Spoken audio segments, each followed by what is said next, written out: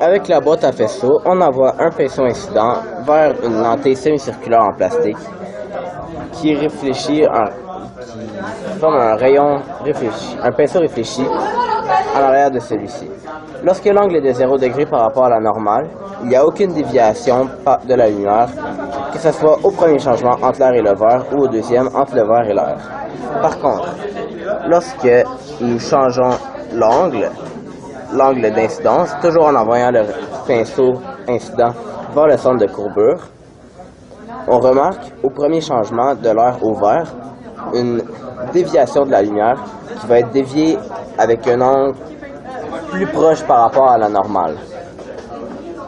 Puis, au deuxième changement, il ne se passera absolument rien, puisque dans une lentille semi-circulaire, le pinceau réfléchi frappe la lentille exactement à 90 degrés. Lorsqu'on tourne le miroir de bord, de sorte à frapper le côté circulaire en premier, à 0 degré, il se passera la même chose, c'est-à-dire une déviation de 0 degré par rapport à l'angle de la normale, l'angle de l'incident. Puis, lorsqu'on tasse un petit peu, toujours en orientant le rayon vers le centre de courbure,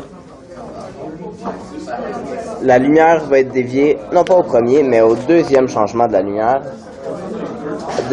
avec un angle, encore une fois, plus proche par rapport à la normale. Pourquoi il n'est pas dévié au premier changement, c'est que, comme tout à l'heure, elle frappe la lentille avec un angle de 90 degrés dû à la circularité du miroir.